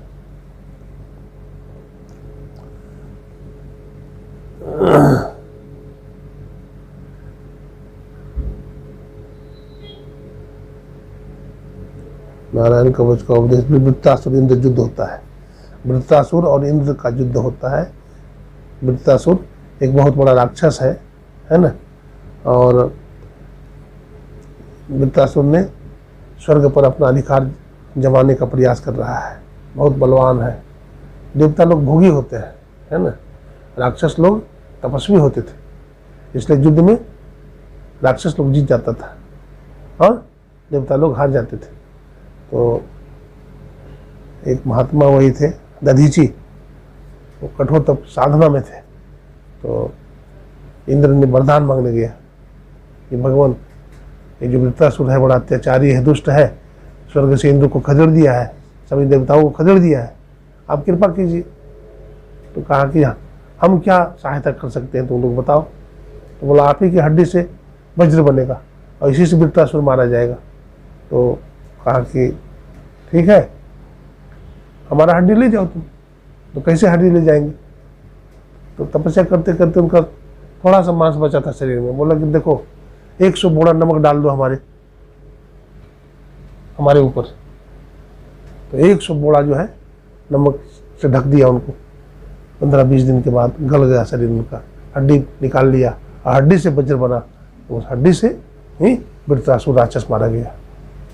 अब देखिए, संत महात्मा अपना हड्डी भी दान कर दिया, राजा शिवी ने अपना आंख दान कर दिया, राजा दिलीप ने भूखी हुई शेरनी थी तो अपना बच्चा को खाना चाह रही है, तो राजा दिलीप ने अपना शरीर लुढ़का दिया पहाड़ से, दया आ गई। तो वो खाने के लिए आई तो भगवान शंकर के रूप में प्रकट हो गए, धर्म प्रकट हो गया। बोला राजा दिलीप की जय हो, राजा दिलीप की जय हो, राजा दिलीप की जय हो। तो ऐसे ऐसे राजा महाराजा हुए अपने देश में, है ना। सत्य हरिश्चंद्र ने तो सब कुछ दाने कर दिए। चंद्र टरे सूरज टरे, टरे जगत व्यवहार, पढ़ सत्य हरिश्चंद्र के, टरे न सत्य विचार, है ना। वो डोम बने ना, वो डोम के घर में बिके कौन? सत्य हरिश्चंद्र। उनकी पत्नी सेव्या ब्राह्मण के घर में, तो उनका जो छोटा बेटा था 5-6 साल का रोहित, तो ब्राह्मण ने कहा इसको हम नहीं लेंगे। बोला क्यों? बोला ये क्या काम करेगा? तो सत्य हरिश्चंद्र ने कहा देखिए महाराज, बात पैसा की नहीं है, गाय के साथ बछड़ू बिकता है। ऐसा नहीं कि गाय को खरीद लीजिए बछड़ू को नहीं खरीदिएगा। गाय बछड़ू का दाम एक ही है, जहाँ गाय जाएगी वहाँ बछड़ू जाएगा। तो फिर वो कहा ठीक है चलो खरीद लेते हैं, कुछ तो करेगा। तो वही खरीद लिया फिर उसको। तो खुद तो बिक गए डोम के घर में। अब ये दोनों ब्राह्मण के घर में, तो उनकी सेव्या का काम था यज्ञ की तैयारी करना, सूखी लकड़ी लाना, फूल लाना। कभी कभी फूल लाने के लिए अपने बेटा को भी भेज देती थी। तो फूल लाने के लिए गया तो सांप काट लिया, वहीं मर गया वो। पता चला कि मर गया और शरीर काला पड़ गया। तो उसको फिर ले गई सेव्या शमशान घाट में। वही शमशान घाट में रहते थे राजा परीक्षित। बहुत दिन हो गया था तो शरीर काला हो गया, तो पहचान नहीं पाए, अपना पत्नी को नहीं पहचान पाए। तो आदेश था बिना कफन लिए भी लाश नहीं जला जा सकता है। तो देखा ना, जब रोने लगी ना कि हमारा पतिदेव नहीं रहे, आज हमारी ऐसी स्थिति हो गई, तो जब रोई ना वो, तो उसकी आवाज़ समझ गया, तो लगता हमारी धर्मपत्नी। तो मतलब कि उनको थोड़ा मोह आ गया कि कफन तो इसके पास है नहीं, तो कफन तो दे नहीं सकती है। तो सोचे कि चलो लाश जला लो, ये बोलने वाले ही थे। फिर बोलते हैं सावधान, खबरदार, बिना कफन दिए हुए कोई लाश जला नहीं सकता है। तो धर्म पर प्रकट हो गया। सत्य हरिश्चंद्र की जय हो, सत्य हरिश्चंद्र की जय हो। धर्म प्रकट हो गया हो। वही चंद्र टरे सूरज टरे, टरे जगत व्यवहार, पर दृढ़ सत्य हरिश्चंद्र के, और टरे न सत्य विचार। जैसे सत्य पर डटा रहना चाहिए।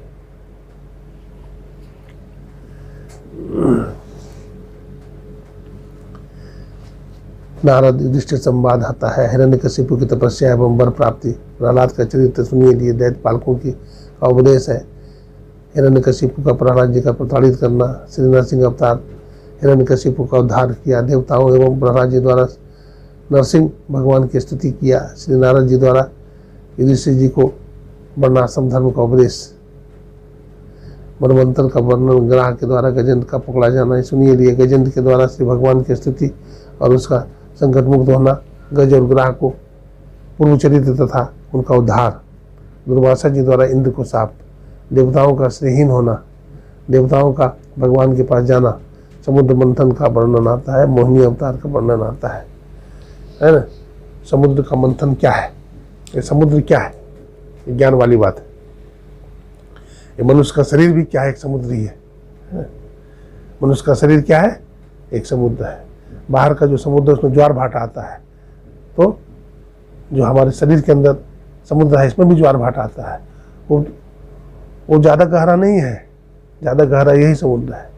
कबीर साहब कहते हैं काया बड़े समुद्र के रो, पार न पावे कोई, मन मर जई हो डूबी के हो, मानिक पर खे सोई नगरिया बाबरे। कोई चतुर न पावे पार नगरिया बाबरे। लाल लाल जो सब कोई कहे, सबकी गांठी लाल, और गांठ खोल के परखे नाही, आंसू भयो कंगाल नगरिया बाबरे। गांठ खोल करके देखता नहीं है, इधर उधर देखेगा, अरे फलाना ने ये कर रहा है, चिलाना ने ये कर रहा है, अपना नहीं देखता है ना। एक था सेठ जी, तो सेठ जी बहुत बड़ा व्यापारी थे, तो बहुत पैसा था, तो उन्होंने एक लाल खरीद लिया, और लाल खरीद करके ट्रेन पर बैठ गए। तो लाल को रखी हुई है अपना सुरक्षित से। चोर चढ़ गया, चोर को पता चल गया इसको लाल, इसके पास लाल है, लाल चुराएंगे। बैठ गया, राम राम सेठ जी, राम राम, राम राम सेठ जी, राम राम। कहो भाई आओ बैठो। बैठ गया, बातचीत होने लगी, चाय वो पीने लगा तो उसको भी पिला गए। दोस्ती हो गई दोनों में। तो रात का समय हो गया, नौकर तो वो मुसाफिर ने भी भोजन किया, सेठ जी भी भोजन किए। उन्होंने कहा कि अब चाय ले आते हैं, तो बोला ठीक है चाय ले आओ। वो चाय लाने के लिए गया, तब तक सेठ जी क्या किए कि अपना जो लाल था वो उसकी मोटरी में बांध दिए, मुसाफिर की मोटरी में, उसका थैला में रख दी। अब उधर सेठ जी खा करके सोए, तो अब उसका तलाशी लेने लगा, लाल का खोजा, पूरा मोटरी खोल खोल कर देख लिया तो कहीं नहीं मिला।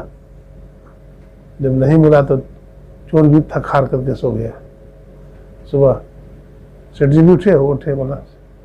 जब सेठ जी अपनी जगह पर आने लगे स्टेशन पर, तो वो चोर बोलता है, सेठ जी राम राम, एक बात पूछे? बोला पूछो। बोला हमको पहचाने? बोला बोलो तुम कौन हो? बोला मैं चोर हूँ। आपके पास लाल है ना? बोला हाँ। तो आपके लाल के लोभ से मैंने आपके पास बैठा था, लेकिन पूरे रात मैंने तलाशी लिया लाल का, लेकिन कहीं नहीं मिला। लाल कहाँ रखे थे आप?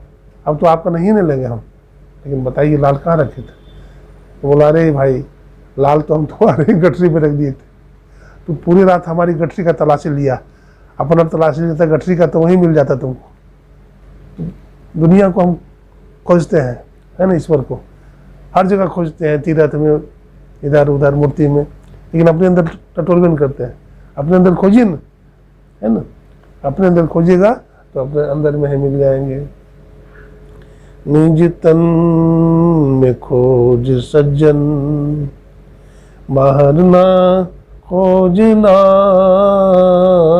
निज तन में खोज सज्जन, बाहर ना खोजना।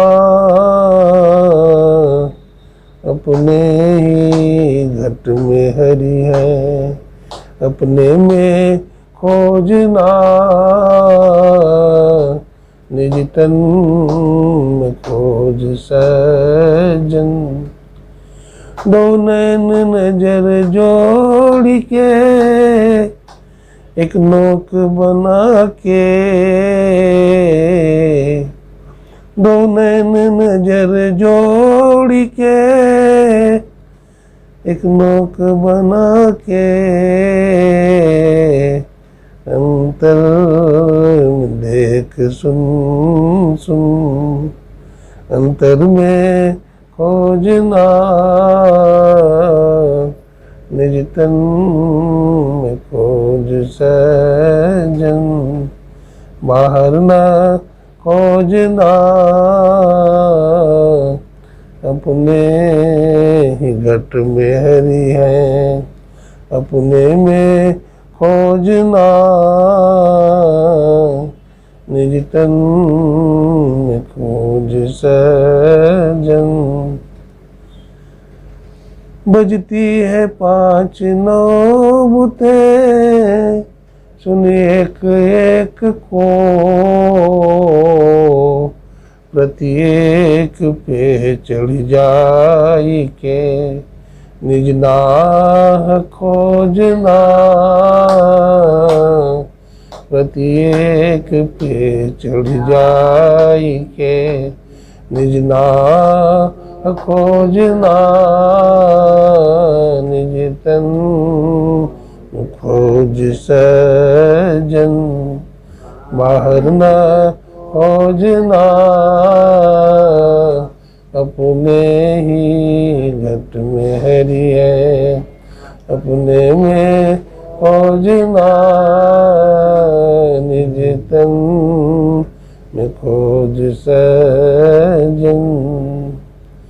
गुरुदेव कहते हैं, हे प्यारे परमात्मा, तुम्हारे अंदर में मिलेंगे तो बाहर में क्यों भटक रहा है? जब भी मिलेंगे तो तुम्हारे अंदर में मिलेंगे। अरे किसी चीज़ की जरूरत नहीं है, तुम अपना दिल दे दो भगवान को। क्या करो? भगवान को अपना दिल दे दो। न फूल की ज़रूरत है, न पत्ती की ज़रूरत है, न कपड़ा की ज़रूरत है। भगवान कुछ नहीं चाहते, सब तो भगवान का ही है। तुम भगवान को क्या दे सकते हो? इसलिए तुम भगवान को अपना मन दे दो। और भगवान, ना हम बसामि वैकुंठे योगी नाम हृदयेन च, मम भक्त्या यत्र गायन्ति तत्र तिष्ठामि नारद। हे नारद, मैं वैकुंठ में नहीं रहता, योगियों के हृदय में भी नहीं रहता हूँ। हमारा भक्त प्रेम से जहाँ हमारा गीत गाते हैं, कीर्तन करते हैं, वहाँ मैं प्रकट हो जाता हूँ। दो भक्त था। एक बार नारद बाबा भजन करते करते, कीर्तन करते करते वैकुंठ पहुँचे।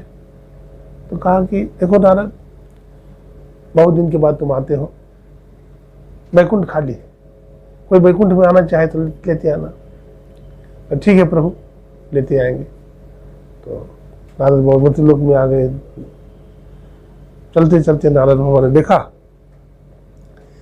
एक महात्मा बैठा हुआ है पीपल गाछ के नीचे। तो सब कहा कि भाई तुम चलोगे? तो कहा वैकुंठ। बोला हाँ महाराज, वैकुंठ तो जाने की इच्छा है, तो बहुत भाग की बात है। तो चलोगे? बोला हाँ, कुछ दिन के बाद चलेंगे। आगे बढ़े तो देखा कि एक और साधक है, वो नीम के गाछ के नीचे बैठा हुआ है, वो भी तपस्या कर रहा है। बोला चलोगे वैकुंठ? बोला हाँ, जाने का तो मन है, लेकिन आप कहाँ जा रहे हैं? बोला वैकुंठ। तो ये काम करिएगा, भगवान विष्णु से पूछ लीजिएगा कि हमको दर्शन कब देगा। बोला ठीक है, पूछ लेंगे। वो भी यही प्रश्न पूछा था पीपल के गाछ वाला, कि भगवान से पूछेगा कि कब दर्शन देगा हमको। गए, पूछ लिया भगवान विष्णु से कि आपका दो भक्त है, एक पीपल के गाछ के नीचे है, एक इमली के गाछ के नीचे है, कब दर्शन दीजिएगा? तो भगवान ने कहा जाओ बता देना, पीपल के गाछ में जितना पत्ती है उतना वर्ष तपस्या करेगा तब, और नीम के गाछ के नीचे जितना पत्ती है उतना वर्ष तपस्या करेगा तब। जाके बता दिया।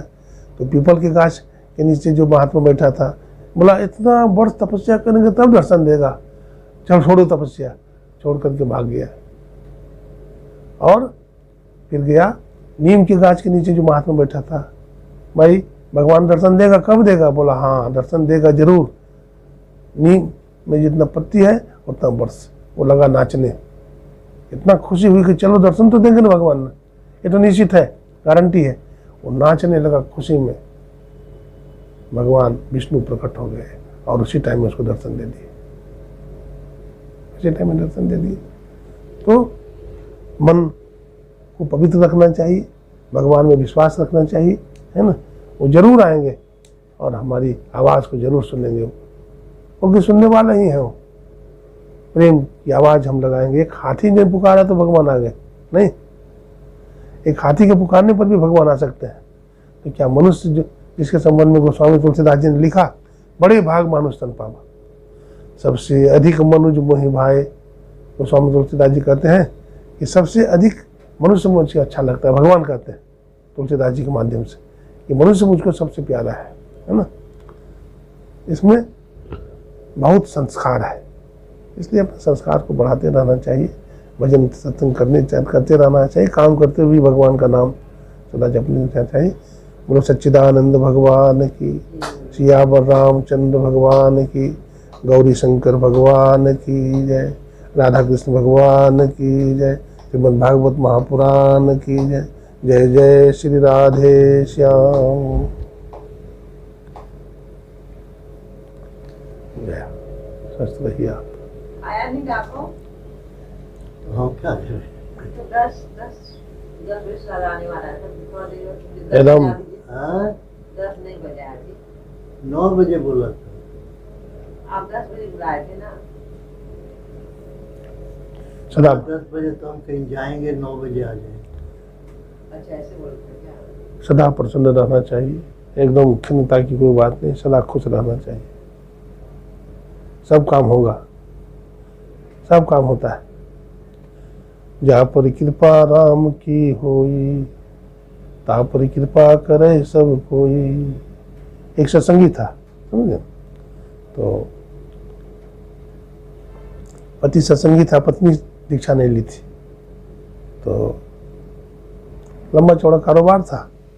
तो एक कोई व्यापारी ने उधार ले गया था कपड़ा, 20 लाख बकाया था, होलसेलर था कपड़ा का। तो 10 साल हो गया था दिए हुए सामान। एक दिन फ़ोन किया हो कि देखो ना मित्र, पैसा का इंतजाम हो गया है, पैसा ले जाओ। तो व्यापारी अपने पत्नी से कहा कि देखिए ना पैसा के लिए बुला रहा है वो। तो पत्नी भी बड़ी खुश हुई, ठीक है कल चले जाइए, पैसा की बात है, पैसा खर्चा हो जाता है, इसलिए आप जाइए ले आइए। तो पति ने कहा ठीक है चले जाएंगे। तो उसकी पत्नी टिफिन बना दी और वो कैलेंडर में देखता है तो आज तो रविवार है। कैलेंडर में देखता है तो रविवार है, वो सोच रहा था शनिवार है, आज तो सत्संग होता है तो सत्संग करेंगे। तो उसका मन बदल गया, बोला नहीं जाएंगे, सत्संग छोड़ करके तगादम नहीं जाएंगे, मुश्किल से सत्संग मिला है। टिफिन तो ले लिया हाथ से पत्नी के, लेकिन चला गया सत्संग मंदिर, वहाँ सत्संग करने लगा जाकर के, तगादा में नहीं गया। तो सत्संग हुआ, स्तुति विनती हुई, ग्रंथ पाठ हुआ, संत महात्मा का प्रवचन हुआ, फिर गुरु संकीर्तन होने लगा, भजबन सदगुरु सदगुरु सदगुरु जी, झूम झूम तो कीर्तन गा रहा है, मस्त है, आंख बंद है, आंख से आंसू टपक रहा है। उसी टाइम में मित्र 20 लाख का बंडल लेकर पहुंच गया, उसके पास रख दिया, बोला मित्र लो पैसा अपना। आँख खोल के देखता है तो मित्र बैठा हुआ है, पैसा है। तो उसको और आँख में आंसू आने लगा, विभोर हो गया, मतलब प्रभु आप धन्य है, मैंने सत्संग नहीं छोड़ा, हाँ हमारा सत्संग छूट जाता अगर तगादा में जाता, मैं सत्संग ही में रह गया। देखो सत्संग की इतनी महिमा है कि घर बैठे बैठे पैसा आ गया।